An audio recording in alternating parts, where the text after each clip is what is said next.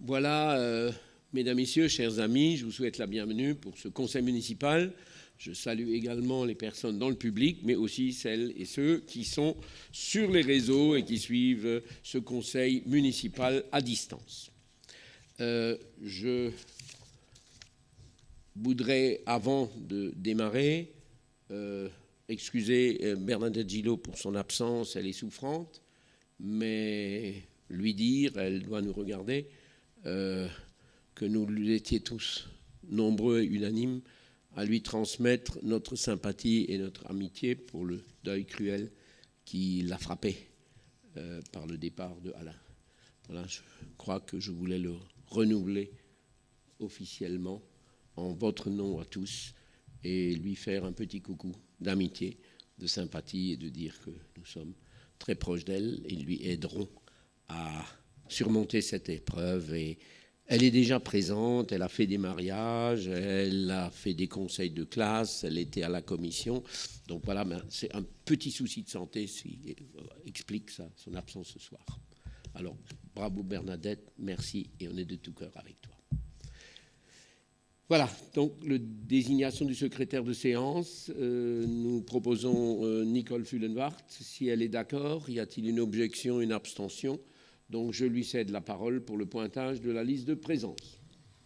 Bonsoir, donc pointage de la liste de présence. Hurley Jean-Louis, Gugelman Christine, Bandol René, Gillot Bernadette, absente excusée, donne procuration à Alexis Yvon, Yvon Alexis, Moï Michler Nadia, Abella Emmanuel, Martine Flight, absente excusée, donne procuration à Yann Parizeau, Parizeau Yann, Francis Nathalie, Belin Thierry, Bwenda Hatim, absent excusé, donne procuration à Nathalie Francis, Brocal Audrey, absente excusée, donne procuration à David Chaparro, Chaparro David, présent. Charreton Carla, présent. Chiche Marie-Pierre, présente. Devoile Sophie, présente. Doben Rush Stéphanie, présente. Essir Koutsi, absent. Moi, donc, je suis présente. Eni Pia, présente. Kaya Marcel, absent, il devrait nous rejoindre. Lehmann Karine, présente. Moi Jean-Claude, présent. Nicolas Jacques, présent. Conrad Ernest, présent. Laforêt Christelle, présent. Arras Séville, présent. Sivardi Elsa, présent. De Lyon Nathalie, Chan Gérard, Chimère Gérard et Voyer Jean-Pierre. Merci, le quorum est atteint. Nous pouvons donc prendre l'ordre du jour. Et Marcel Kaya nous rejoint. Le premier point, c'est l'adoption du procès-verbal numéro 31 du 4 juillet. Pas de remarques en amont. Y a-t-il des objections, des abstentions? Donc, je vous remercie. Nous aurons la semaine prochaine un conseil eurométropolitain assez conséquent, donc je crois que c'est un petit peu tôt. On fera un point peut-être en décembre avec des choses un petit peu plus importantes. Voilà. Donc, premier point, c'est l'emprunt. Vous savez que le projet école appelée Atome, maintenant Lucie Aubrac, avance et qu'il était toujours prévu d'avoir besoin de 4 millions d'euros d'emprunt. Alors donc, la commission des finances a examiné les dossiers. Voilà, alors c'est toujours au dernier moment que le taux définitif est informé, communiqué. Donc, par rapport au premier envoi, malheureusement, le taux est devenu Euribor 3 mois plus 0,52%, avec une structure florée à 2,52. Voilà. Christelle Laforêt. Monsieur le maire, monsieur l'adjoint aux finances, chers collègues, la municipalité a mandaté la société Télis pour analyser les différentes propositions de financement soumises par les banques. Plusieurs établissements ont répondu à cet appel, mais il est évident que certaines offres n'étaient pas conçues pour être compétitives et n'étaient pas destinées à être retenues. Les meilleures conditions ont été proposées par la Banque postale et la Société Générale. Suite à une analyse approfondie et sur les recommandations des TELIS, nous avons choisi de retenir l'offre de la Société Générale qui propose un emprunt de 4 millions d'euros à taux variable sur une durée de 15 ans. Il est cependant important de rappeler qu'il s'agit de notre 18e emprunt. Actuellement, la ville de Bischheim compte 10 emprunts à taux fixe et 7 à taux variable. Avec cette délibération, nous voterons pour un 8e emprunt à taux variable. Nous attirons également votre attention sur un point crucial de cet emprunt. Il comporte un floor à 2,5%. Le floor est une clause qui protège le prêteur en garantissant un taux d'intérêt minimum, même en cas de baisse des taux de marché, tout en permettant de profiter d'une éventuelle hausse des taux. Cette mécanique, bien sûr, favorise la banque, ce qui est compréhensible puisqu'une institution financière ne prêtera jamais à perte. Concrètement, cela signifie pour la commune de Bischheim que le taux ne pourra jamais descendre en dessous de 2,5%. De plus, il est regrettable que cet emprunt ne soit pas capé. Et nous aurions dû, en toute logique, envisager une contre-proposition en demandant un taux capé. Le cap offre aux emprunteurs à taux variable une protection contre une hausse excessive des taux tout en profitant pleinement des baisses éventuelles. Allons plus loin dans l'analyse de cet emprunt. Il est précisé que le Ribor est indexé sur une période de 3 mois avec une marge additionnelle de 0,50. Le maire vient de nous dire que c'était passé à 0,52. L'emprunt est structuré de manière à exposer la commune à des fluctuations importantes des taux d'intérêt. La seule alternative que nous aurons à notre disposition pour sécuriser l'emprunt sera de passer à un taux fixe, mais sous quelles conditions? Je vais juste terminer en disant que il y a eu des propositions qui ont été faites qui étaient tellement hautes qu'effectivement, en fait, ils ne voulaient pas nous proposer de faire cet emprunt. Et donc, je dis quand même attention. On a eu quand même la chance d'avoir 2 propositions d'une banque, mais je retiens que le Crédit Mutuel, qui est une banque qui nous a prêté souvent de l'argent, nous a fait une proposition vraiment très, très haute. Donc, je m'interroge quand même. Merci, Monsieur le maire. Pas d'autres questions? Gérard Chan. Oui, merci de me donner la parole. Une remarque d'abord sur l'emprunt lui-même. On a eu l'occasion lors des débats budgétaires de dire qu'il y avait des capacités à Bischheim de faire plus que ce qui avait été fait les années précédentes et que la situation financière de Bischheim permettait de recourir à un emprunt, surtout pour des projets qui en valent la peine. Là, il s'agit du projet de l'école Atome, qui est un grand projet qui est important pour la ville, qui est important pour le territoire du Gierbaden. Après, sur les points techniques, la ville, comme d'autres collectivités, s'entoure de conseils, s'adjoint un conseil pour travailler sur ces emprunts. La commission des finances fait son travail. Voilà, je pense qu'au vu des taux actuels en vigueur, etc., alors nous avions regretté effectivement qu'on n'ait pas fait un certain nombre de choses au moment où les taux étaient bas, voilà, ou étaient plus bas, mais ça on l'avait dit au moment des débats budgétaires, et dans les conditions actuelles, nous pensons que c'est tout à fait, au vu du projet qui est en jeu, c'est tout à fait quelque chose de faisable et d'acceptable. Merci. Christelle Laforêt. Oui, bien évidemment, nous allons voter cet emprunt. C'était juste pour attirer l'attention sur certains points, parce que je pense que les banques deviennent très frileuses pour prêter, mais c'est aussi pour attirer l'attention que notre commune, qu'on le veuille ou non, même si à un instant T, ça va, je rappelle juste que le PPI est assez alarmant pour la suite. Donc voilà, c'est pour attirer l'attention. Mais bien évidemment que cet emprunt est nécessaire pour l'école Atome, donc Lucie Aubrac. Donc effectivement, nous allons évidemment la voter. Voilà, à moins que Monsieur l'adjoint veuille rajouter quelque chose. Un petit élément encore, si vous permettez. Si j'avais moi un point d'attention, c'est plus pour les budgets à venir où on a de fortes inquiétudes quant aux dotations. Vous avez entendu un certain nombre de déclarations au niveau national qui tendent à mettre la responsabilité du déficit national sur les collectivités locales, ce qui est assez surréaliste. Voilà, non, mais quant au budget, aux dotations futures, d'une éventuelle restriction de ces dotations. Mais là-dessus, pour nous, il n'y a pas de problème. Allez, après on va continuer.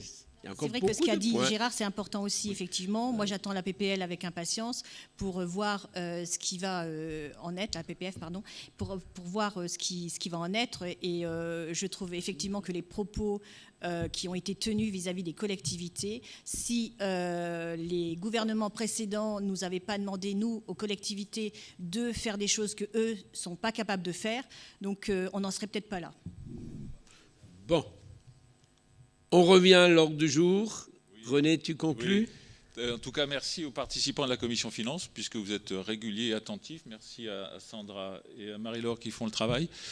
Aujourd'hui, on arrive encore à se faire prêter de l'argent. Les conditions sont très tendues. Il n'en reste pas moins qu'on a pris cette option du floor, qui veut qu'il y ait évidemment un plancher, mais qui sera renégocié si les taux d'intérêt devaient descendre en dessous de 50. On aura... Si, Christelle... En tout cas, on pourra à un moment ou à un autre râler de nouveau à la négociation. Quand le Crédit Mutuel ne prête pas, c'est parce qu'il a déjà beaucoup prêté à la commune. Et sur l'architecture financière de notre commune aujourd'hui, nous avons à peu près 50% de taux fixes et 50% de taux variables, ce qui, à mon avis, est un équilibre assez intéressant. On n'est pas sûr de la suite, mais qui sait qu'il l'est, et je vous rejoins quand vous parlez de position de l'État concernant les collectivités. Je rappelle, pour les gens qui ne pratiquent pas les finances, que nous sommes obligés d'avoir un budget à l'équilibre, nous, et que nous le respectons. Voilà, parfait. Passons au vote. Qui est contre ? Qui s'abstient ? Je vous remercie. Point suivant, c'est l'attribution du marché de nettoyage. Là, la commission d'appel d'offres, je crois, s'est réunie. Et donc, après avoir examiné un certain nombre de propositions, a retenu celle de solutions propreté et hygiène pour un montant de 301 557 €. Pas de... Oui, Gérard, Jeanne. Oui, rapidement, nous allons nous abstenir. Nous avions émis quelques réserves quant à l'externalisation de ce service au moment où ça a été fait. Donc, en cohérence avec nos positions de l'époque, nous nous abstenons sur ce.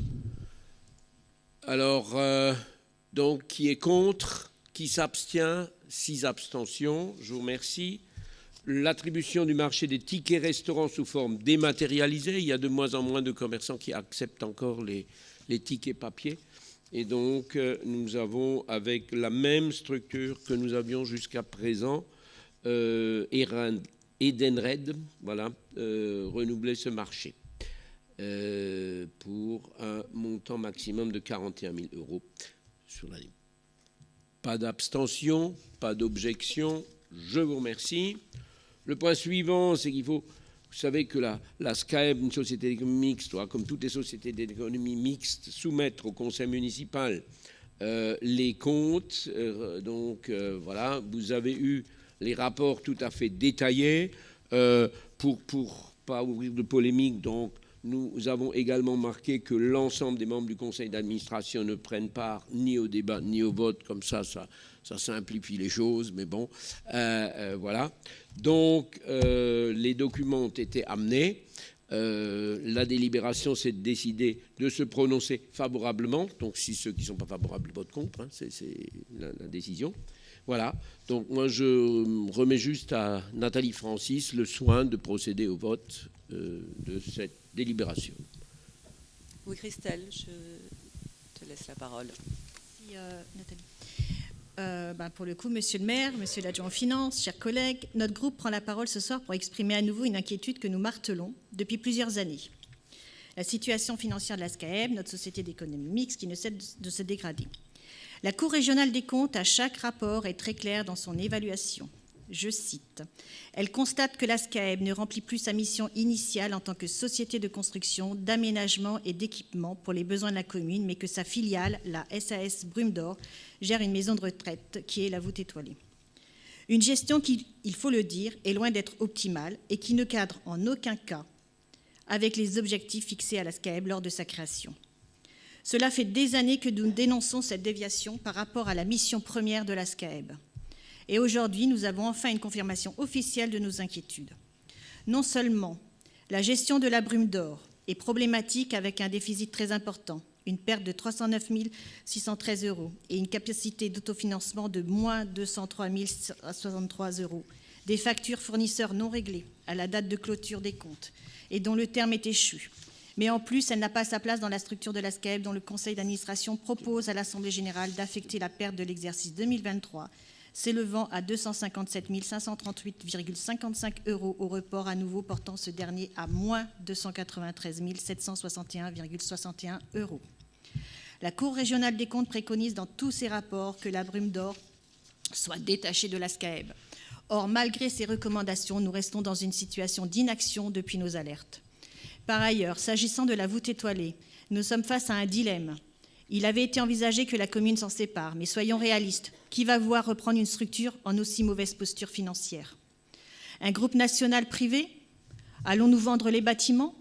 Quelle est la stratégie que nous comptons adopter pour résoudre cette situation désastreuse? Les déficits s'accumulent et nous ne pouvons plus ignorer l'ampleur du problème, parce qu'à ce stade, il faut le dire, la gestion actuelle est tout simplement calamiteuse. Nous ne pouvons plus nous permettre de reporter l'inévitable. Il nous faut trouver une situation fiable. Vous nous fournissez pas le procès-verbal de l'Assemblée générale. Il est indiqué dans le rapport des commissaires aux comptes qu'ils demandent qu'il ait lieu une Assemblée générale extraordinaire pour décider la non-dissolution de la société et de la poursuite de l'activité. Quid du PV et des décisions? Je ne sais pas si elle a eu lieu. De plus, les commissaires aux comptes... le président général de la SCAEB, qui est M. le maire, le président de la Brume d'Or, M. Bandol, les administrateurs ainsi que les actionnaires, vous avez une responsabilité. Il est de notre devoir d'agir urgemment pour résoudre cette crise pour le bien des résidents de la voûte étoilée qui, à notre avis, a déjà atteint un point de non-retour. Merci, Monsieur le maire. Pas d'autres interventions? Christelle, oui, malheureusement, je n'ai pas d'éléments de réponse à t'apporter. Je ne suis pas en charge du dossier. Ils n'ont pas le droit d'intervenir. Voilà, ils ne peuvent pas prendre la parole. Donc, je vous propose de passer au vote. Qui est contre? Qui s'abstient? Je vous remercie. 5. Gérard est solidaire. Il fait partie du conseil, donc il a validé. Voilà. Non, j'explique juste la raison de la différence, quoi. Parce que non, il ne s'abstient pas. Non, il n'a pas voté. Il fait partie de la... Il n'a pas le droit de vote, oui, d'accord. Excusez-moi, j'ai pas... Bon, voilà. Donc, le point étant passé, je peux juste dire que, voilà, c'est... Malheureusement, le souhait que les membres ne puissent pas s'exprimer fait en sorte qu'on ne puisse pas répondre. Mais je pense qu'on fera la même chose que nous avions fait il y a 2 ans à peu près, lors d'une commission réunie, peut-être de décembre. Je pense qu'on pourra faire un point d'actualité où René, pour sa part, et moi-même pourront expliquer que... Oui. Non, mais... Je pense que c'est important quand même. Non, mais je suis d'accord. Mais situation. voilà, donc ça n'entre plus dans le conseil maintenant. Oui, mais peu importe. Mais, on fera le point par rapport à l'ensemble des EHPAD de France et on verra qu'on n'est pas si mal loti que ça. Voilà. Ensuite, le point suivant, le point 5, ça concerne encore la SCAEB, mais bon, comme c'est une relation SCAEB-Ville, je proposerai que sur cette délibération, seul René Bandol, qui est à titre personnel, et éventuellement Nicole Fullenwart, qui est l'épouse d'un actionnaire de la SCAEB aussi, ne prennent pas part ni à la discussion ni au vote.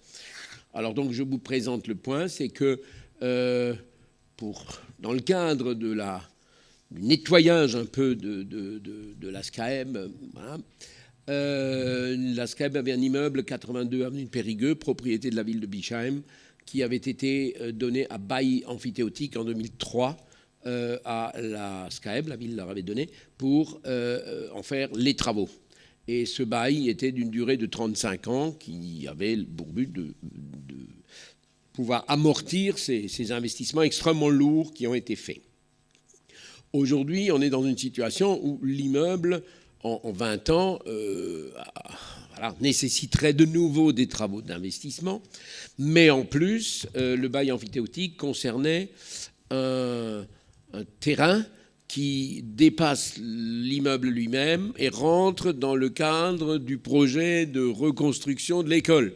Donc, il faut quand même aussi récupérer ce terrain. Donc, il est plus simple, et ça allégera encore certaines choses de la SCAEB, donc d'arrêter ce bail emphytéotique. Donc, il y a encore un emprunt, il n'a pas été amorti. Et donc, les études qui ont été faites par les experts comptables et le commissaire aux comptes partent donc sur une résiliation de 150 000 € qui permettra à la SCAEB à la fois de payer l'emprunt et à la ville de reprendre la gestion et les loyers, etc., puisque les loyers étaient encaissés par la SCAEB.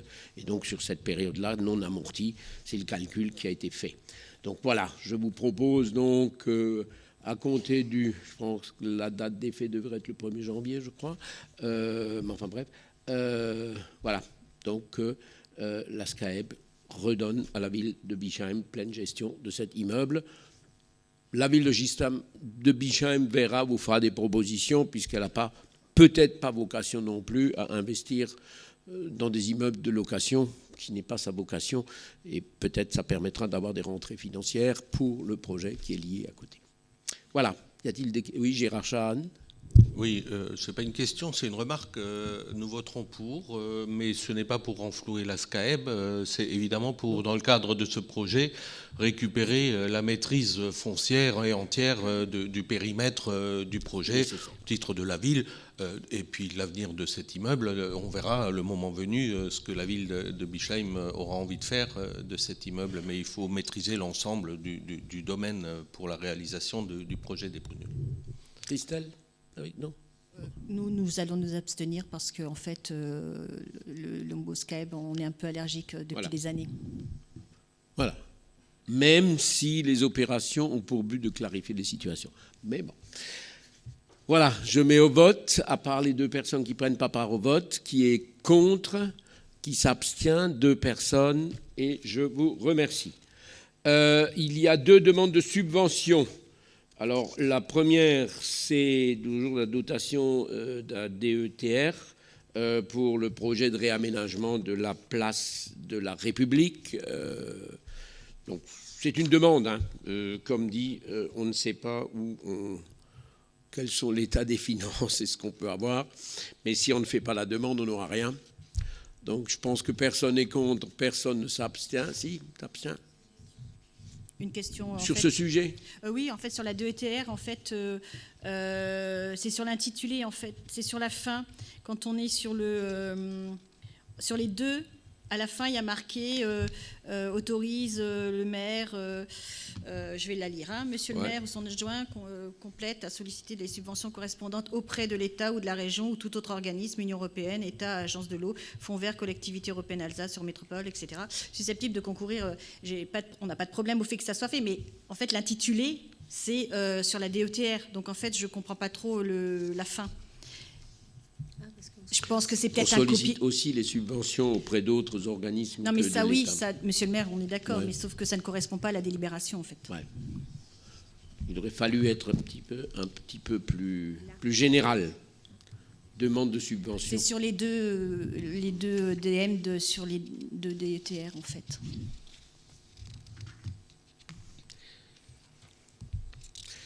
Alors, ça a été rajouté parce que si on fait une demande à la région, par exemple, peut-être plus pour le suivant, il faut qu'il y ait une délibération du conseil municipal, donc ça permettra de oui, la transmettre. Ça je suis d'accord avec vous. Ouais. Sauf que la délibération, le titre... Mais c'est pour ça qu'il y a aussi des commissions de finances qui permettent de corriger le maire, les... si je peux me permettre, justement, les documents de la commission finances, nous les avons eus la veille à 18h16 précisément, et moi-même, j'ai eu beaucoup de mal à accéder aux documents. Voilà. D'accord.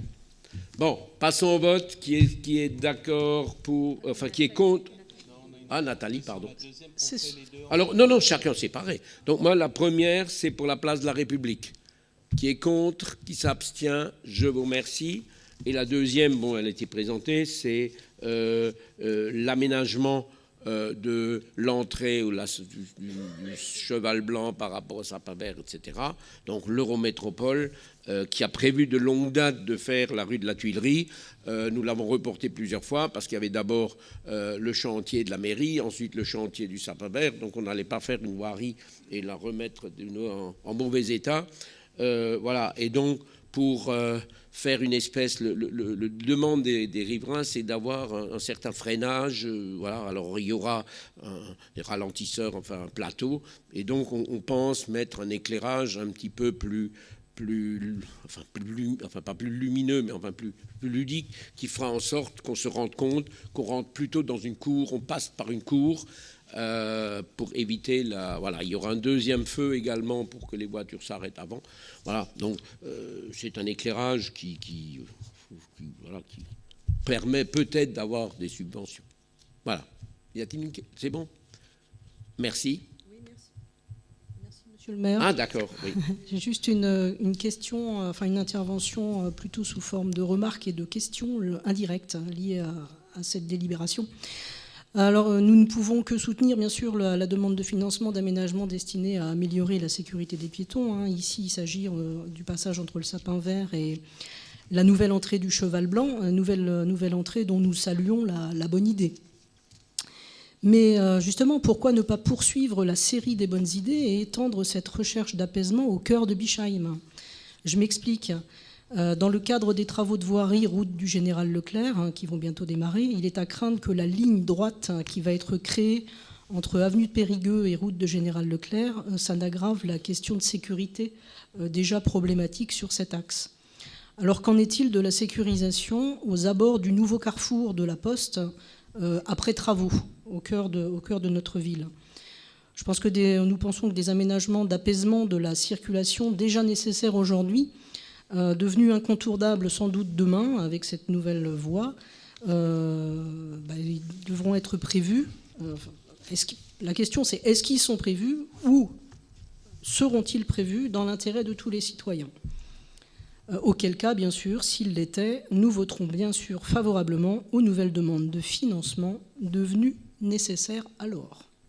Merci beaucoup. Quand j'étais jeune, on disait souvent à chaque jour suffit sa peine. Je dirais à chaque chantier suffit ce questionnement. Donc aujourd'hui, la délibération, c'est pour cet endroit-là. Il est bien sûr que le chantier de la rue Leclerc est un immense chantier. Et vous a pas échappé que la compétence en la matière, c'est l'Eurométropole. Et que les services de l'Eurométropole travaillent de concert. Nous, la seule chose que nous avons à faire, c'est l'éclairage public. Donc, bien entendu, on fera également la demande là-dessus. Pour le restant, ce n'est pas dans notre budget. Et il y a des règles. Il y a ce qu'on appelle des voies structurantes, il y a des voies de desserte, etc. Enfin, il y a toute cette classification.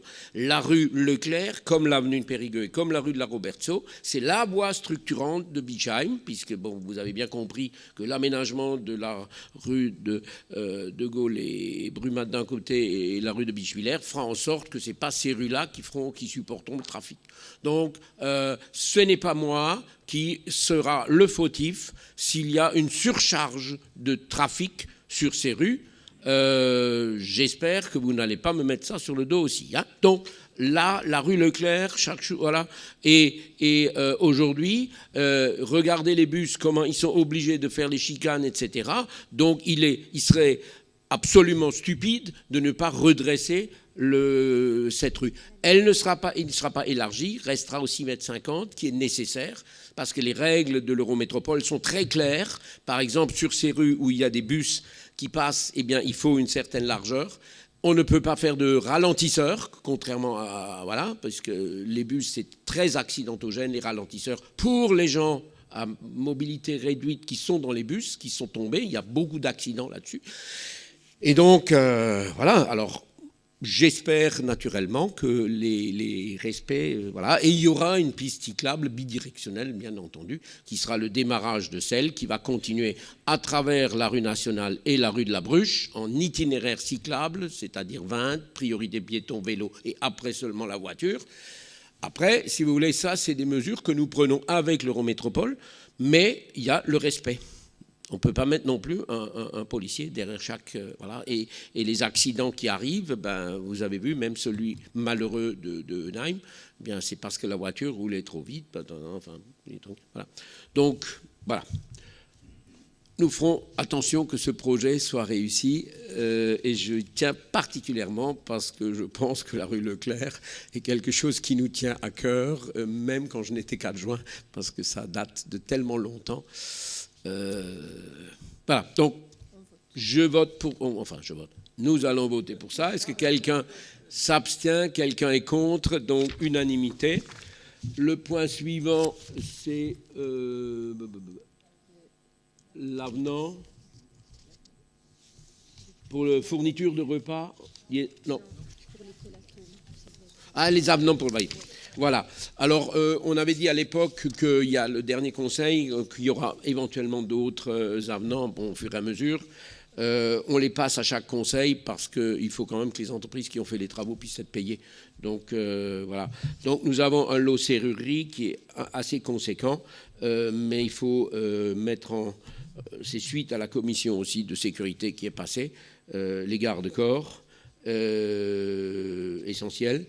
Ensuite, pour les faux plafonds, c'est aussi la commission de sécurité, puisqu'il y a des escaliers entre le rez-de-chaussée et le premier étage et qui doivent être coupe-feu, ce qui n'avait pas été vu par la commission de sécurité il y a 1 an. Voilà, donc pour ne pas avoir de soucis et d'avoir l'autorisation, nous avons fait cela. Et un petit montant de plomberie pour des vasques qui n'étaient pas conformes, etc. Voilà.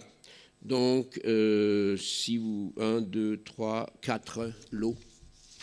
Je les ai détaillés. Personne n'est contre, personne ne s'abstient. Je répète encore une fois ce que je dis souvent.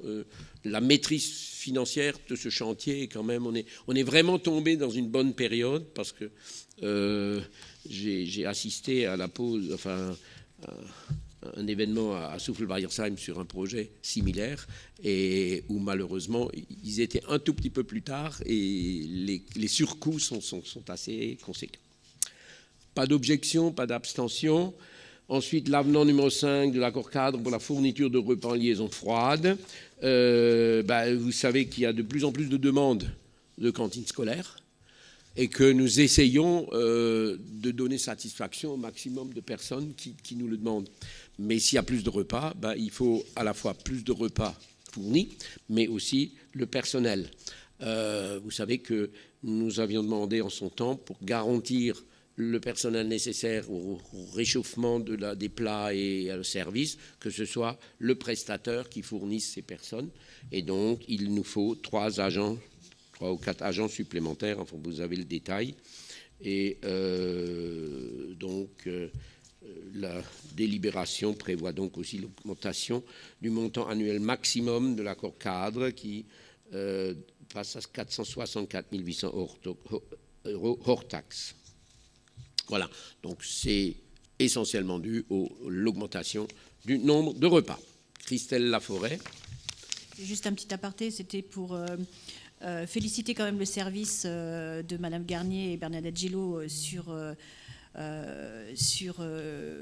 leur sang-froid par rapport à des parents qui sont parfois véhéments, violents verbalement, parce que effectivement les infrastructures ne sont pas présentes pour accueillir les enfants, enfin en tout cas tous les enfants. Et là je fais mon petit aparté puisque depuis qu'on est élu, on a toujours dit qu'à un moment donné il y aurait une problématique d'accueil, que ça soit cantine ou périscolaire. Et donc voilà, on est en plein dedans. Donc, mais je tiens quand même à dire que Bernadette Gillot, l'adjointe à l'éducation, et ses services font vraiment le maximum pour répondre aux demandes des parents.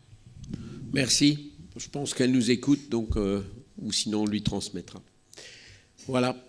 Je mets au vote. Qui est contre? Qui s'abstient? Je vous remercie.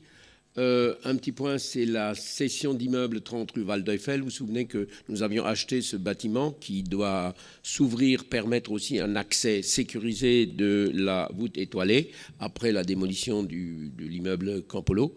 Et donc, pour être beaucoup plus simple, c'est l'Eurométropole qui nous propose, dans le cadre de la déconstruction, il y aurait eu à trouver des solutions entre la ville et l'Eurométropole. Pour simplifier tout ça, l'Eurométropole se propose de le racheter à un montant de 26 000 euros. On a déjà commencé un peu à le démolir, donc ça ne vaut pas plus. Mais donc, ça ne rapporte pas beaucoup à la ville. Par contre, ça nous fait quand même l'économie de quelques dizaines de milliers d'euros de démolition que nous n'avons pas à payer.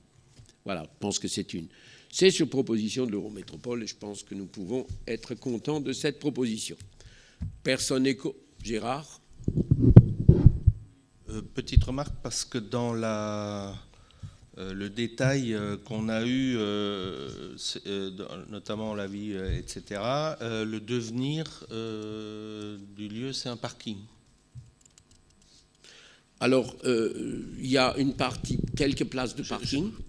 Par contre, alors sur le projet,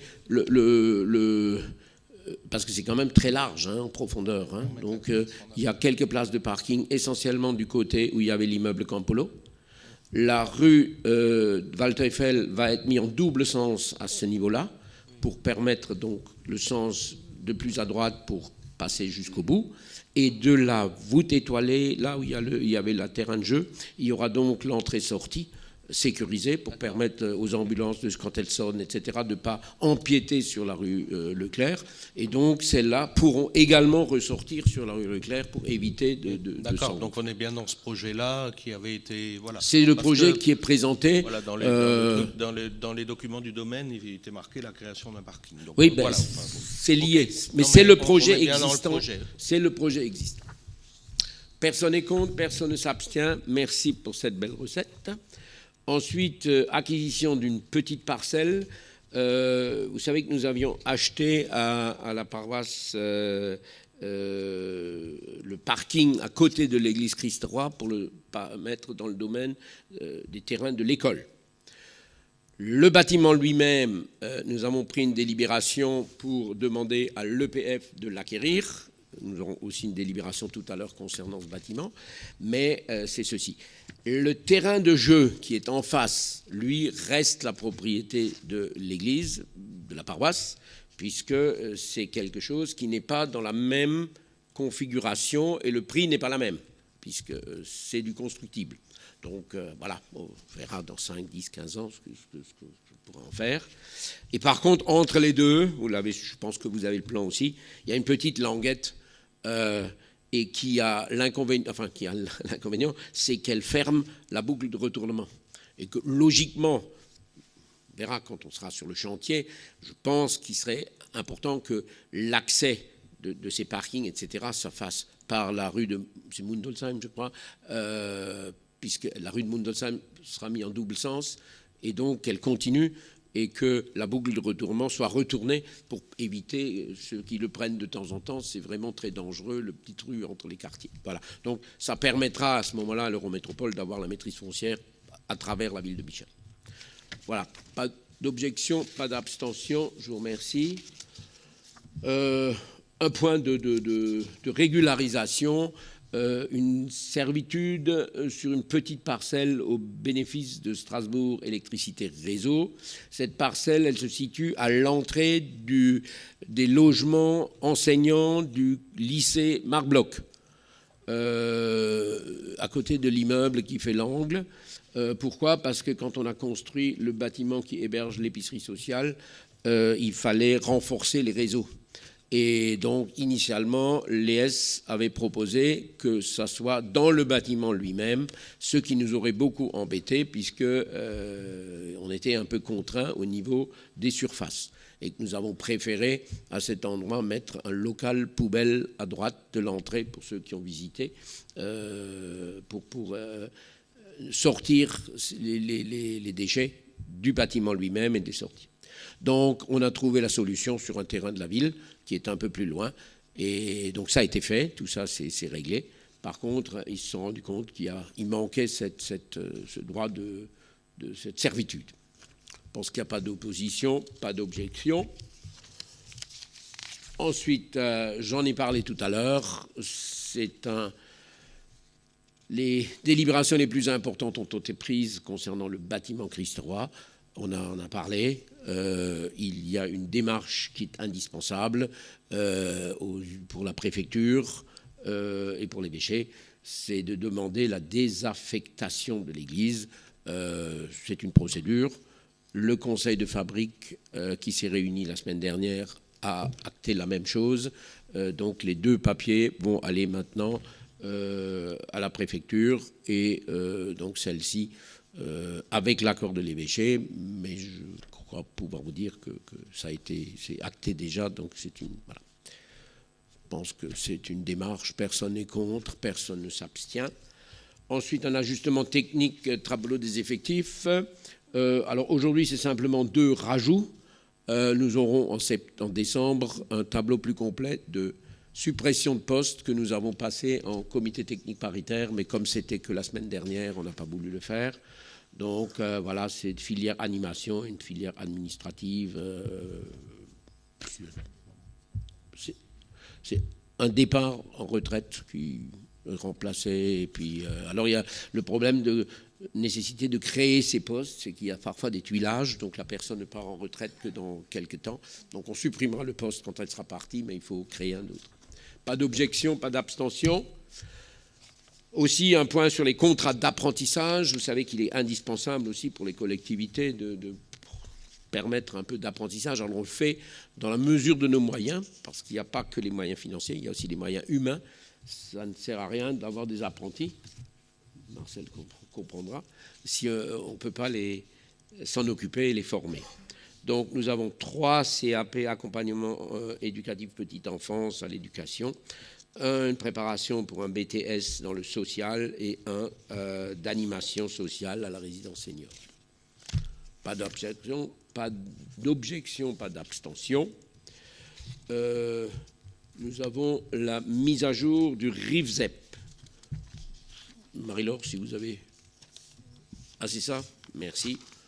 Donc, je vous dis simplement ce qui a changé, c'est que les congés de longue maladie et grave maladie auront un maintien du régime indemnitaire de 33% la première année et 60% les deuxième et troisième années. À Bischheim, nous n'avions pas cette restriction, mais elle est parfaitement illégale. Donc, nous nous mettons en règle pour éviter que, lors d'un contrôle, on puisse avoir 4 ans de rétroactivité et que les gens soient obligés de rembourser. Donc ça, c'est une chose. Et pour le congé de longue durée, il y a la suppression du régime indemnitaire. Voilà. Donc c'est plutôt pour nous mettre en règle par rapport à ce qui est pratiqué. Donc la situation de l'agent est préservée en cas de requalification du congé maladie précédemment accordé, et il conserve le régime indemnitaire versé avant la requalification. Voilà. Donc c'est le décret du 27 juin 2024 que nous appliquons. Je pense qu'il n'y a pas de remarques à faire. Personne n'est contre, personne ne s'abstient. Ensuite, convention avec l'État pour un poste d'adulte relais. Je propose à Yann Parizeau de nous dire un mot. Oui. Merci, Monsieur le maire. Chers collègues, effectivement, nous avons pu bénéficier de l'octroi d'un poste d'adulte relais pour les quartiers Est. Alors, ça dénote nos très bonnes relations, et notamment au niveau des services avec la préfecture, parce que je peux vous dire qu'aujourd'hui, vu les restrictions budgétaires au niveau de l'État, c'était vraiment très limite, et il faut remercier la préfète à l'égalité des chances de nous avoir octroyé ce poste. Alors, cet adulte relais, donc c'est une personne qui va être embauchée par la ville pour l'accès aux droits et aux soins. Donc, c'est une personne qui est intermédiaire, qui va permettre donc aux habitants de s'adresser à elle sur 3 missions principales. Assurer un accueil de premier niveau auprès des habitants pour écouter et clarifier la demande d'appui et d'accompagnement des personnes et ensuite les renseigner sur les démarches à suivre et les orienter vers les services spécialisés. La deuxième mission, c'est d'assurer un accompagnement individualisé pour aider les personnes dans leurs démarches administratives et d'aide sociale ou de santé et d'assurer une interface avec les structures publiques ou privées par un accompagnement physique jusqu'au service si cela est nécessaire. Et la troisième mission, c'est de développer des actions d'information ou de sensibilisation avec les services sociaux, administratifs, CAF, CPAM, préfecture et les associations partenaires du QPV. Pour la réalisation de cette mission, la ville de Bischheim s'engage à recruter pour une période de 3 ans une personne remplissant les conditions du dispositif adulte relais. Gérard Chan. Oui, deux, trois remarques sur la question des postes adultes relais. Je pense qu'il faut s'engager sur de tels postes pour d'autres raisons que l'opportunité financière. L'opportunité financière, au niveau de l'État, oui, ils distribuent actuellement des postes adultes relais parce qu'ils ne veulent plus financer, ou ils proposent des postes adultes relais, ils font même du démarchage, Yann, voilà. Enfin, je peux te donner des exemples précis, puisque c'est à peu près pour solde de tout compte. Le reste, ils ne veulent plus financer, ils veulent financer de moins en moins dans le cadre des QPV. C'est une forme de désengagement de l'État dans les financements. Maintenant, les postes adultes relais, bon, ils ne les financent pas complètement, mais la part de la commune est minime et le budget de la commune peut évidemment supporter cette dépense. Mais les postes adultes relais sont quand même une forme de précarité. Il est bien dit quelles sont les missions de ce poste adulte relais, et très bien, on votera pour, Yann, pas de problème. La question, c'est qu'il y a aussi des missions qui incombent à l'employeur, ce qui n'est pas spécifié dans la délibération. C'est-à-dire un poste adulte relais, c'est pas 3 ans et puis ciao, voilà. Donc moi je demande que ce soit clair, qu'il y ait un engagement de la ville, mais je n'en doute pas. Mais ça va mieux en le disant, qu'il y ait un engagement de la ville dans l'accompagnement de la personne et le suivi et le projet professionnel, parce que ça permet en même temps de travailler un projet professionnel pour une personne, etc.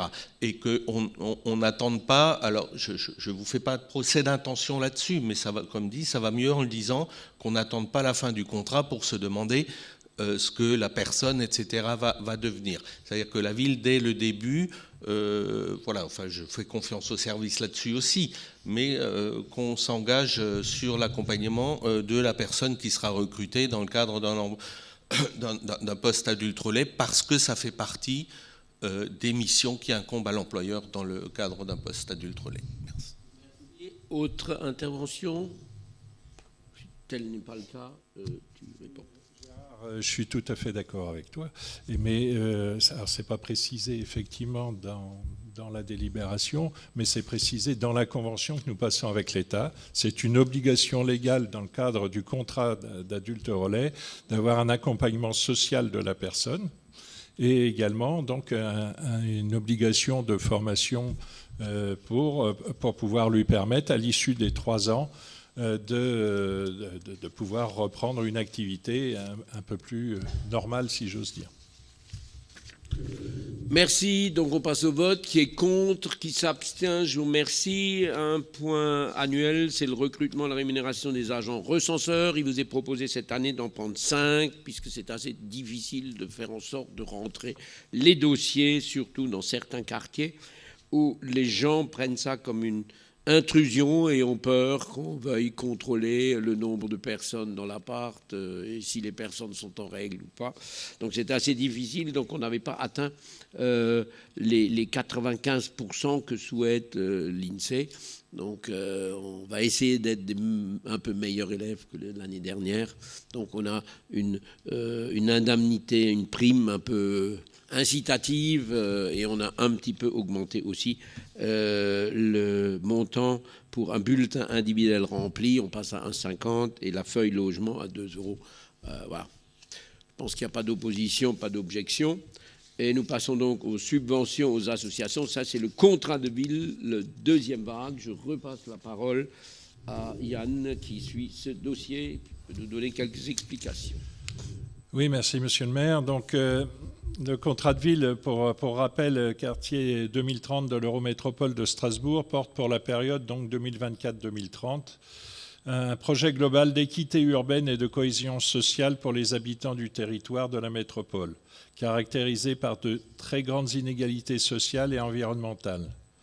Le contrat de ville vise à mettre en œuvre une stratégie partagée de développement social, urbain et économique pour les 21 quartiers prioritaires de l'Eurométropole, dont le QPV Gerbaden à Bischheim et QPV intercommunal quartier ouest Schiltigheim-Bischheim. L'appel à projet annuel du contrat de ville constitue donc l'un des leviers pour répondre aux défis sociaux, démocratiques et environnementaux auxquels font face nos quartiers et leurs habitants. Ainsi, les projets développés principalement par les associations tendent à réduire ces inégalités et s'inscrivent en complément des actions menées dans le cadre de politiques publiques de droit commun. Pour les projets développés sur l'année scolaire 2024-2025, un appel à projet a été lancé en avril 2024, intégrant les orientations prioritaires du nouveau contrat de ville quartier 2030. La présente délibération propose de soutenir 9 projets pour un montant global de subvention de 21 750 €. Par ailleurs, la ville de Bischheim propose... Non, c'est bon.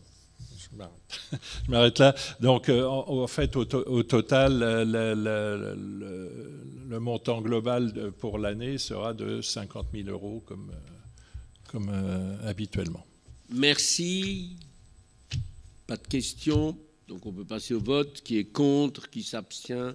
Je vous remercie. Toujours dans les subventions, nous vous proposons de voter le reliquat en subvention de fonctionnement des associations. Une réunion a été organisée où tout le monde pouvait être présent, 16 septembre dernier, où tous les dossiers ont pu être ouverts, etc.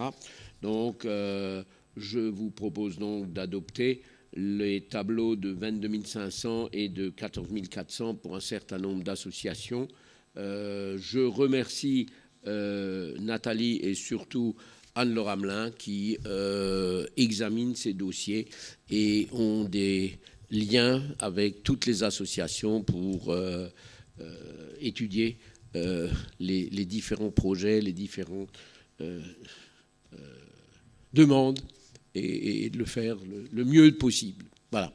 Donc, avant de... S'il y a des débats, il y a juste... Je crois qu'il y a les chiens nordiques. Ça, c'est Gérard qui ne prend pas part au vote, ou tu n'es plus rien. Tu n'es plus président. Club d'échecs, Jean-Claude Moi et Ernest pour Edelweiss. Et toi aussi, non? D'accord, ne prends pas part au vote non plus. Voilà. Donc ça a été examiné, je pense qu'on peut passer au vote. Qui est contre, qui s'abstient, donc en ayant... donc M. Chimère a voté, mais Mme Laforêt pas. Ensuite, M. Chimère a voté, puisqu'il n'est plus président. Voilà. Donc, nous avons... vous savez qu'il y a 3 associations à Bischheim où nous traitons cela de manière un petit peu différente. C'est l'association Alsacia, l'association Black Star, sachant que pour le FC Soleil, on a eu un débat, donc ça a été réglé, c'était passé. Donc là aussi, je dois dire que Nathalie a rencontré les différents dirigeants et dans les contrats d'objectifs, etc., ont été pris en compte toutes leurs demandes. Voilà, je ne peux pas dire autrement, je le dis officiellement, donc autant pour Alsacia que pour Black Star. Donc il y a 4 délibérations totales. La première, pour Alsacia, il y a d'abord une convention triannuelle 2024-2027, contrat d'objectifs, qui est un petit peu la suite de ce qui avait été fait. Et il y a chaque fois la convention financière pour l'année en cours, celle de Alsacia, qui est donc de 19 473 au total, en 2 fois. Et pour le Black Star de 14 000, puisque là, c'est ce qui avait été fait les années précédentes. Voilà. Donc, on peut peut-être, s'il y a des questions sur l'ensemble des 4 délibérations, et je ferai voter l'une après l'autre après. Et Nathalie sera là pour répondre. Gérard Chan. Oui, monsieur le maire, nous allons voter pour l'ensemble de ces délibérations. Et vous avez dit que toutes les demandes ont été prises en compte. Néanmoins, le vote que nous avons émis lors d'un conseil municipal précédent d'une subvention exceptionnelle pour le FC Soleil a créé quelques interrogations auprès, soit dans des associations, soit auprès de la population. Et je voudrais ici que vous vous engagez bien clairement qu'il y a un traitement équivalent de l'ensemble de nos associations à Bischheim, qu'à situation comparable, une décision similaire est susceptible d'être prise pour d'autres associations que le FC Soleil, que ce n'est pas un traitement particulier, enfin même si c'est une situation particulière que nous avons traitée évidemment, mais que s'il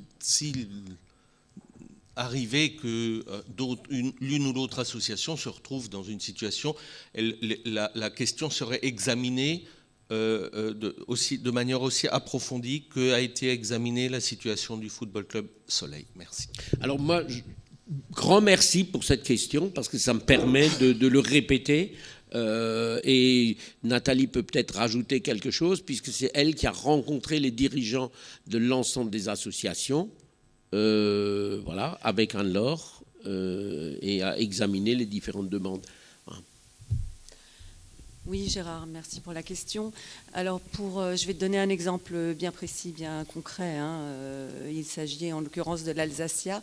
L'Alsacia a eu 2 années consécutives un déficit auquel ils ont pu faire face ayant une trésorerie suffisante.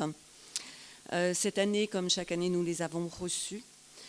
Et dans le cadre donc des subventions, il n'y a pas seulement la subvention de fonctionnement, mais également les frais liés aux formations des encadrants et aux déplacements. Jusqu'à présent, l'Alsacia ne faisait pas la demande de prise en charge d'une partie de ces frais. Nous lui avons reprécisé qu'ils pouvaient le faire et nous leur avons demandé de le faire cette année. Nous avons également augmenté la subvention de fonctionnement pour l'Alsacia comme pour le Black Star. Donc on est vraiment au plus proche de nos associations et lors des assemblées générales ou de discussions, lors de manifestations, nous prenons en compte leurs difficultés et nous essayons d'y répondre. Merci. Ouais. Ces précisions, parce qu'il me semble qu'elles sont importantes, puisque nous avions voté évidemment, et nous le referions, cette subvention exceptionnelle pour le Football Club Soleil, mais voilà. Mais c'était une des conditions, évidemment, que nous ne souhaitons à aucune association, évidemment, de se retrouver dans cette situation, mais que la situation serait examinée, le cas échéant, avec la même rigueur que ne l'a été la situation du Football Club Soleil. Merci. Donc on passe au vote. D'abord, convention d'objectif 24-27 pour Alsacia. Qui est contre? Qui s'abstient? Je vous remercie. Convention financière 2024-25 pour toujours Alsacia avec les montants que je vous ai dit. Personne n'est contre, personne ne s'abstient. Je vous remercie. Convention d'objectif 24-27 pour l'association Black Star. Personne n'est contre, personne ne s'abstient. Et enfin, la convention financière pour ce même Black Star pour 24-25, avec les montants qui vont être dits. Personne n'est contre, personne ne s'abstient. Je vous remercie. Et merci aussi d'avoir pu dire que non seulement le maire, mais enfin les services sont à l'écoute des associations. Et surtout aussi pour les inciter à faire les demandes. J'ai vu aussi qu'au département, il y a certaines associations qui ont eu des subventions. Alors, ça s'appelle aussi des contrats d'objectifs. Il n'y a pas de Bischheim dedans. Donc, je crois aussi que nos services vont inciter les associations à déposer ces dossiers. Venons-en maintenant à la petite enfance. Là aussi, c'est des subventions. La première, c'est Pirouette. C'est la halte garderie de Léo Lagrange au CSF Victor Hugo. Là, le montant est de 18 450 €, qui est le même qu'en 2023, d'après ce que... Non, il a été augmenté, pardon. Mais selon les demandes. Pas d'objection, pas d'abstention. Ensuite, les petits schtroumpfs. Alors, les petits schtroumpfs étaient, il y a quelque temps, dans une situation un peu compliquée. Nous avons permis que la reprise puisse se faire. Vous vous souvenez que nous avons aussi voté des subventions d'équilibre pour la liquidation de la structure précédente.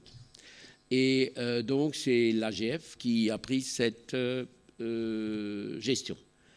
Alors, la subvention l'année dernière était de 46 036 €. L'association nous a fait état d'un déficit supplémentaire. Mais donc, il vous est proposé aujourd'hui, pour permettre la continuité de l'activité, de voter cette subvention à ce montant-là. Mais nous n'avons pas eu d'autres explications. Voilà. Et si c'est uniquement une baisse de l'activité, eh bien, il faut qu'ils en tirent conséquence. Parce qu'il y a eu, entre-temps aussi, dans le privé, des investissements qui ont été faits à Bischheim et qui, elles, équilibrent leurs finances. Donc, voilà. Donc, aujourd'hui, la délibération, c'est on maintient ce qu'on a donné l'année dernière et nous reviendrons éventuellement après avoir étudié le dossier. Est-ce que pour ce maintien de subvention, on est d'accord? Personne ne s'oppose, personne ne s'abstient. Je vous remercie. Alors, il y a une petite subvention pour l'APD Alsace pour un LAP ressources. Alors, c'est une première étape. Donc, c'est un montant plus symbolique qu'autre chose de 500 €.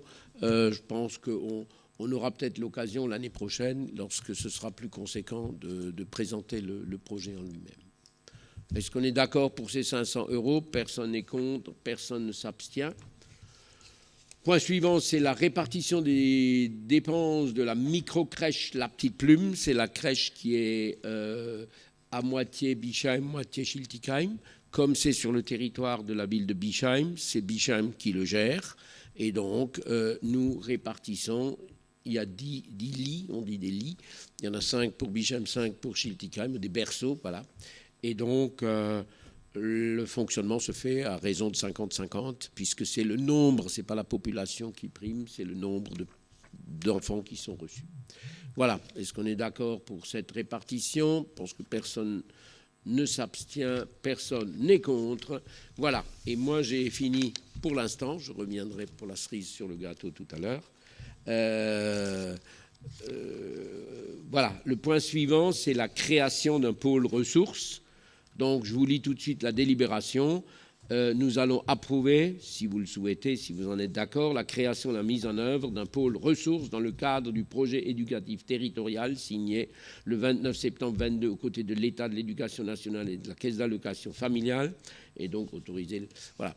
Et pour présenter ce dossier, nous avons convié Pascal Garnier, qui est avec Bernadette Gillot à la rédaction de cela, et donc le micro. Et donc, elle va nous le présenter dans le détail. On se prend un peu le temps parce que je pense que c'est important. C'est une délibération forte. Et comme vous avez été très discipliné pour les points jusqu'à maintenant, donc on peut se prendre le temps. Voilà. Pascal. Merci, monsieur le maire. Je parle assez fort. Le projet de création d'un pôle ressources au service éducation s'appuie sur 3 constats. L'accroissement significatif du nombre d'enfants au comportement inadapté à la vie en collectivité dans l'ensemble de nos structures éducatives, périscolaires, accueil de loisirs, petite enfance. Cette problématique se retrouve, quel que soit le quartier, est, ouest, centre, il n'y a pas de profil type. Autre constat, une recrudescence des parents en difficulté économique et en détresse morale et un personnel encadrant souvent démuni face à ces situations. Pour rappel, ce projet s'inscrit dans le cadre de la mise en œuvre du projet éducatif territorial signé en mai 2023 par la ville, l'État, l'Éducation nationale et la Caisse d'allocation familiale. Par ailleurs, l'obtention du label Plan Mercredi pour cette rentrée constitue une nouvelle étape dans les politiques éducatives locales en permettant l'adaptation du PEDT à l'organisation du temps scolaire. Le plan mercredi concerne les 3 accueils de loisirs ouverts les mercredis situés au centre et à l'est de la ville. Il permettra aux différentes équipes de faire le lien avec les directeurs d'école pour optimiser cette coéducation, le soutien à la parentalité étant l'une de nos priorités majeures. Les objectifs du projet s'articulent autour de 3 axes. Une coordination pour gagner en efficacité, un accompagnement renforcé des familles et des professionnels. Comment favoriser la coordination ? Par la création fin 2023 d'un poste de référent chargé de l'accompagnement des familles qui signe d'engagement volontariste de la ville. Par l'organisation de différentes actions dans le cadre du pôle ressources en faveur des familles et des professionnels. Par l'accompagnement de l'enfant et de sa famille dans les périodes de transition éducative. Enfin, favoriser la coordination pour faciliter les liens entre les structures municipales et les partenaires du territoire.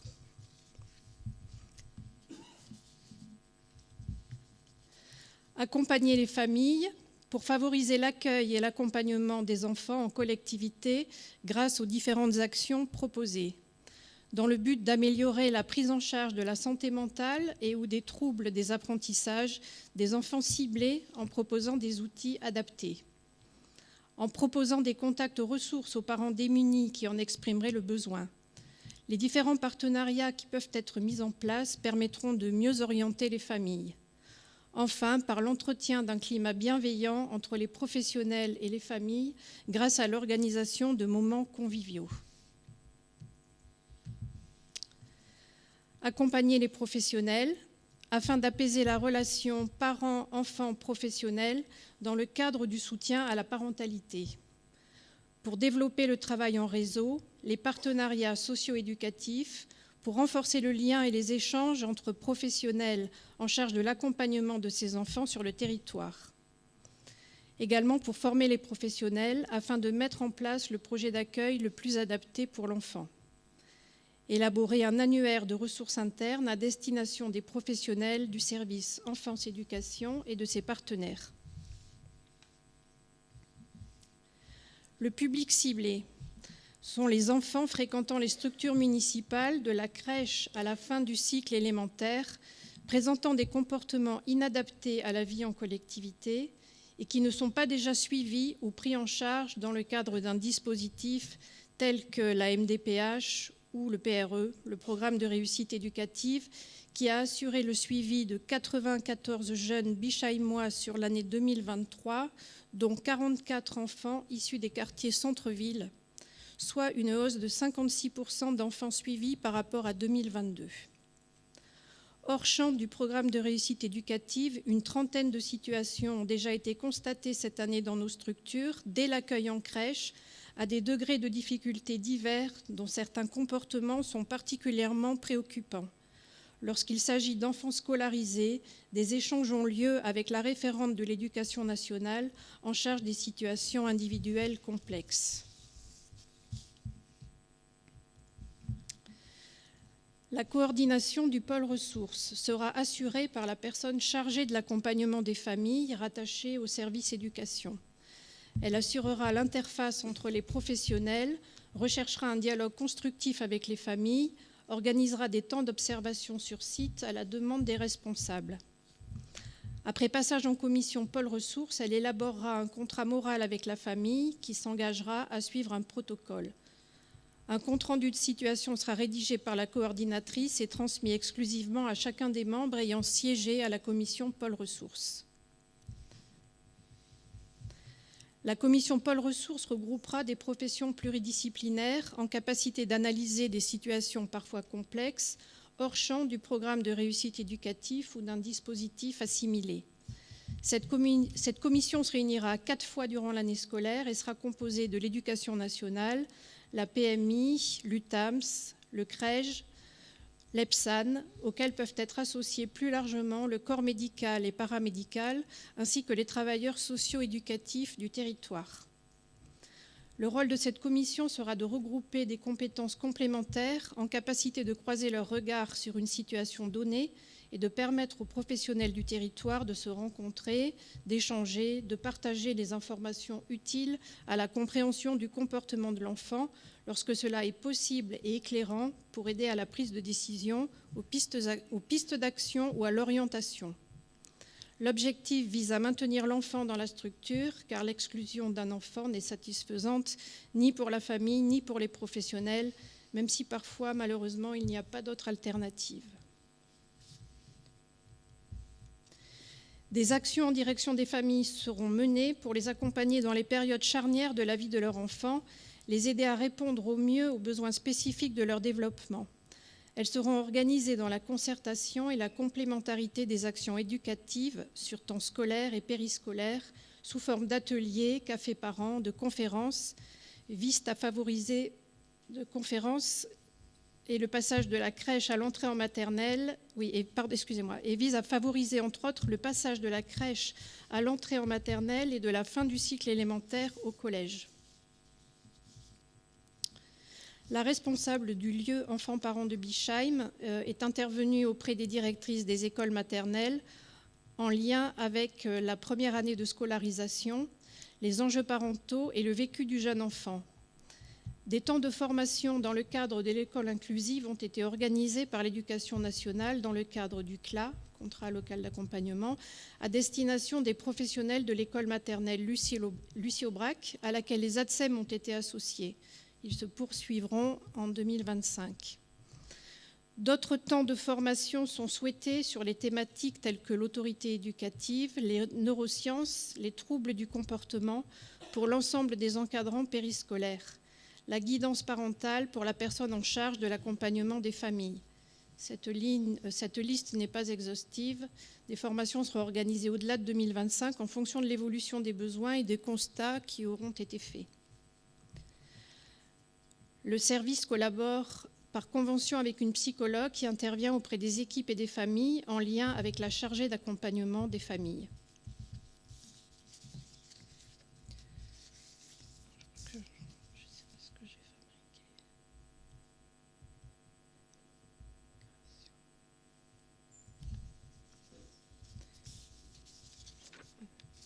J'ai perdu ma page. De numéroter les pages. Oui, c'est ce que j'ai numéroté, effectivement. Attends, je reprends.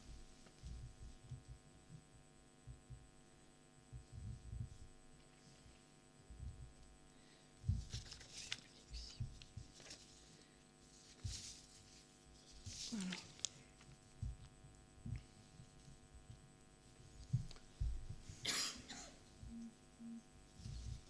Excusez-moi.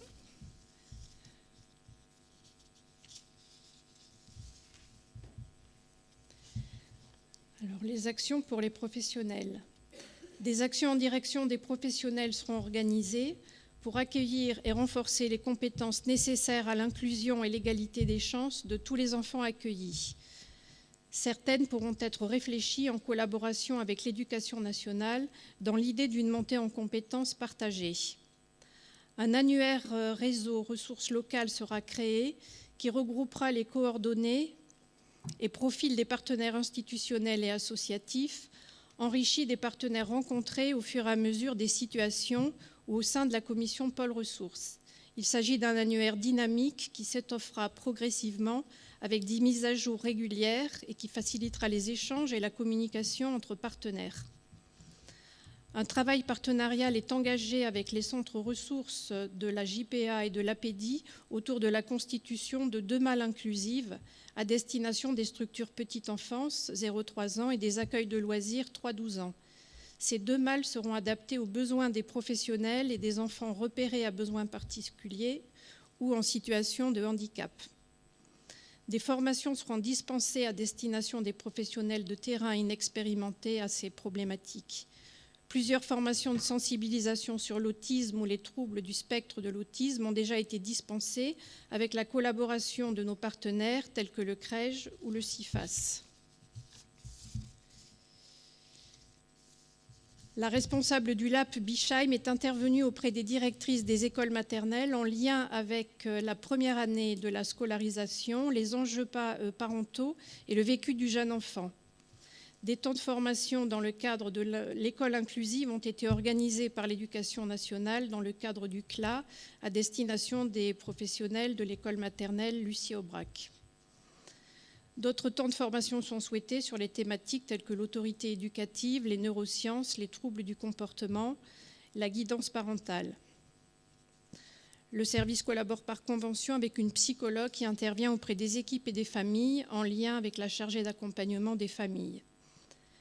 Une évaluation globale du dispositif sera proposée au bout d'une année de fonctionnement par la mise en place d'indicateurs, réalisation, résultats obtenus, effets, impact. Ce travail partenarial permettra de suivre et ajuster les différentes actions et d'envisager de nouvelles perspectives. Merci. Je remercie Pascal. À travers elle, l'ensemble de son service, mais aussi au niveau des élus. J'avais cité Bernadette, mais aussi Nicole, conseillère déléguée scolaire, qui a aussi, je pense que tout le monde a participé à cette démarche. Donc j'ai pensé qu'il fallait prendre un petit peu de temps, parce que c'est pas le... Voilà. Alors j'ouvre le débat s'il y a lieu, Christelle.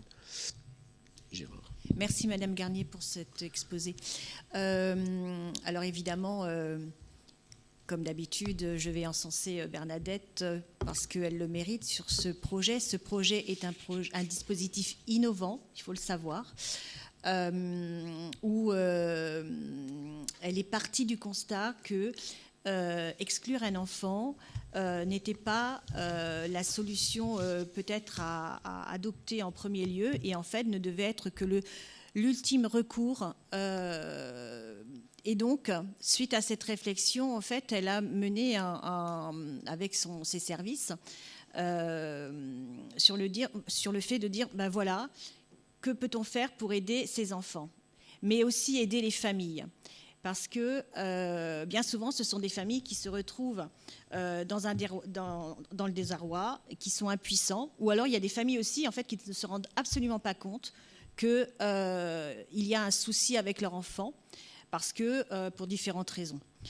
Et le fait de ce pôle ressources, en fait, va permettre aussi à aider les enseignants, parce qu'eux aussi, ils sont parfois en souffrance face à des enfants. Donc, ça va pouvoir aider aussi les familles, les enfants. Ils auront des professionnels à leur disposition.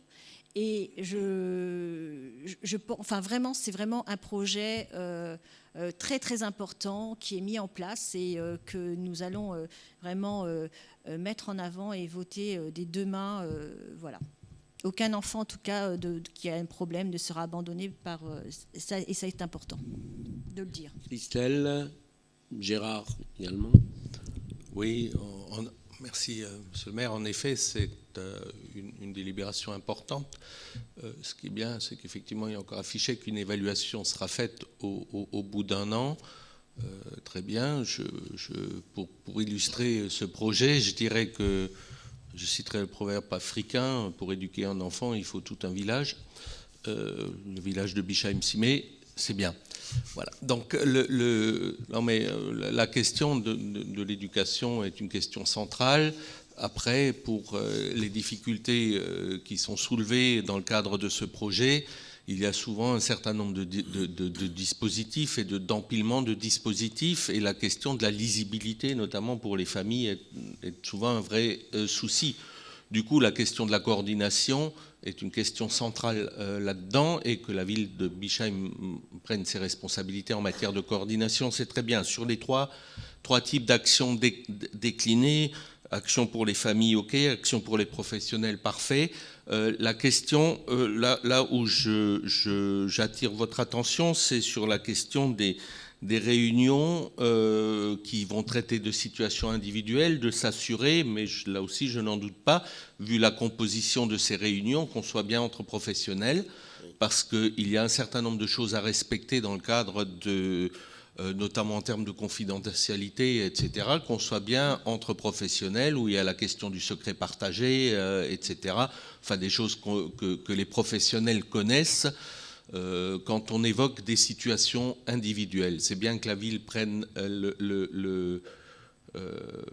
le fait de coordonner ces choses, mais que ça se fasse dans le respect d'un certain, voilà, de déontologique et légal qui s'impose. Voilà. Merci Gérard. Christelle?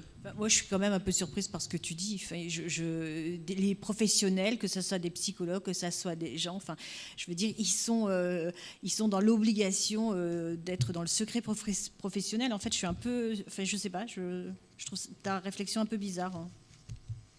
Non, il y a des professions qui ne sont pas soumises au secret, etc. Vraiment, mais on ne va pas rentrer dans un débat de fond là-dessus. Mais il y a je peux te citer des dispositifs qui se sont mis en place où sont évoquées des situations individuelles en présence de personnes qui n'ont pas à être autour de la table. Je ne parle pas de Bischheim, mais j'ai vu ça dans d'autres communes, et qui n'ont pas à avoir accès à un certain nombre d'informations qui sont partagées entre des gens qui sont des professionnels de l'enfance. Voilà.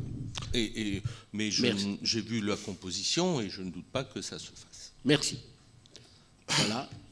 Jean-Pierre. Moi, merci pour cette présentation qui, effectivement, va apporter beaucoup par rapport aux besoins qui émergent là au niveau éducatif à Bischheim. Est-ce qu'aujourd'hui, mis à part la chargée d'accompagnement des familles, est-ce qu'il y a déjà une équipe de formés, des personnes qui sont ciblées? Et ça, c'est la première question.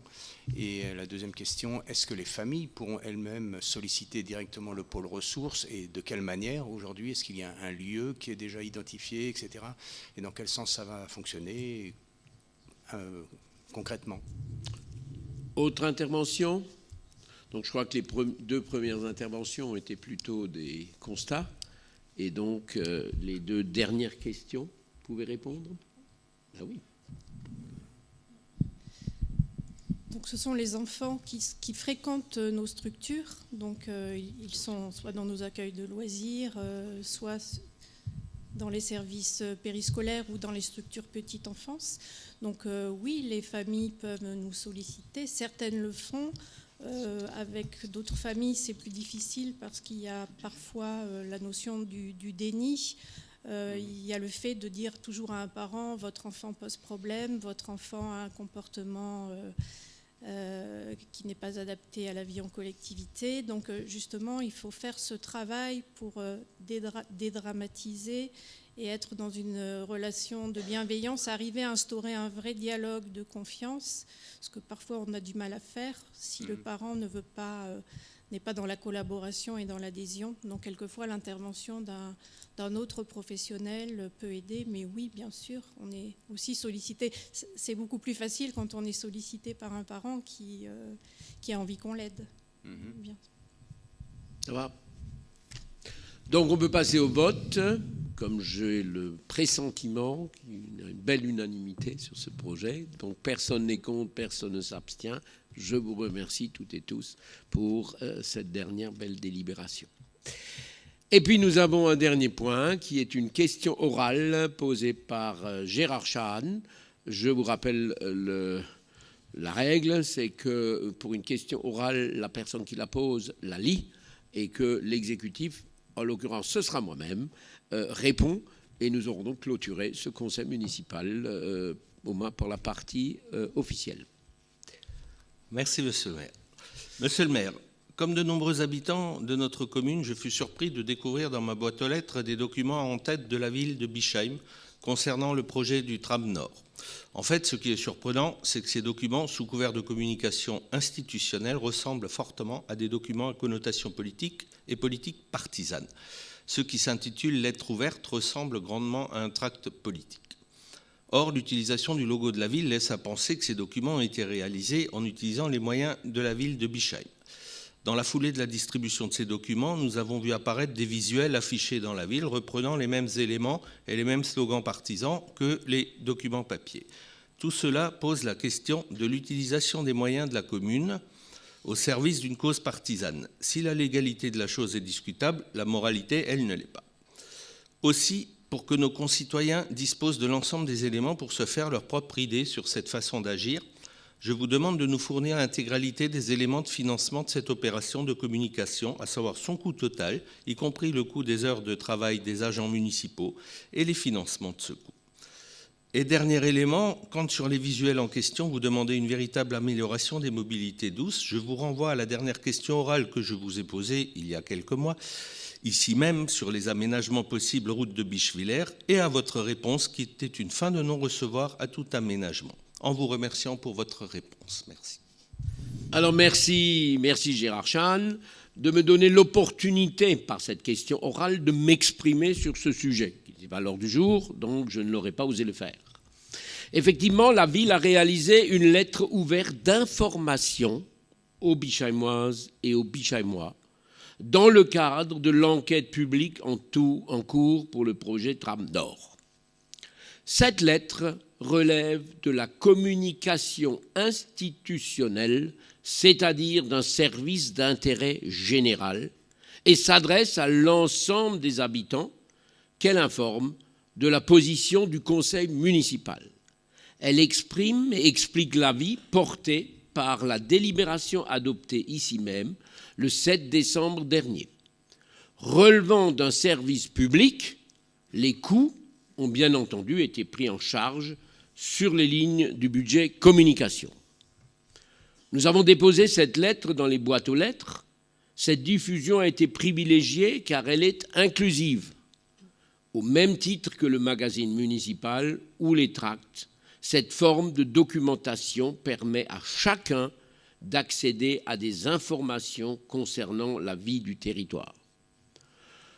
Le Tram Nord est un projet engageant pour l'avenir de notre territoire et suscite beaucoup de questions. Il nous a paru important d'expliquer la position du conseil municipal. En substance, il est simplement écrit: les Bischheimois méritent un cadre de vie agréable. Les Bischheimois méritent des transports en commun vraiment performants. Les Bischheimois méritent une meilleure desserte de tout leur quartier. Les Bischheimois méritent des solutions de mobilité financièrement soutenables. Les Bischheimois méritent de l'honnêteté. Les Bischheimois méritent d'être respectés et entendus. Les phases de concertation qui ont bénéficié de la communication institutionnelle de l'EMS n'ont été que des formalités. Les habitants n'ont pas été entendus. Quand le choix du tracé est transmis à l'État en avril 2021, mais que la concertation pour le choix de ce tracé est organisée de juin à septembre 2021, eh bien ce calendrier est surprenant. Quand 97% des avis sont négatifs, ça a été coché, sur la mise en compatibilité du PLAI, et que l'EMS constate dans le bilan de la concertation que les avis sont contrastés, cet euphémisme est également surprenant. Alors avec de telles méthodes, beaucoup d'administrés m'ont fait part de leur découragement.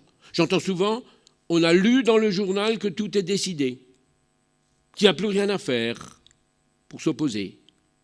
La plupart des habitants l'ont compris ainsi, et c'est bien normal puisque c'est ce que laisse entendre l'exécutif de l'EMS. C'est fait, terminé. Et cette lettre informe des modalités d'information, d'expression, de participation à l'enquête publique. Elle explique qu'une enquête publique est utile et importante et qu'il est encore temps de faire bouger les choses. Notre objectif est simple, qu'un maximum de personnes participent à l'enquête publique et s'expriment auprès de la commission d'enquête, et tout un chacun est ainsi invité à participer en formulant son opinion, quelle qu'elle soit, et ceci jusqu'au vendredi 18 octobre. Alors, avez-vous si peur des conclusions de l'enquête publique pour vous agiter de la sorte? C'est ainsi que se termine ce conseil municipal. Merci à toutes et à tous de nous avoir écoutés, ceux qui étaient en ligne, ceux qui étaient présents. Bonne soirée. Merci.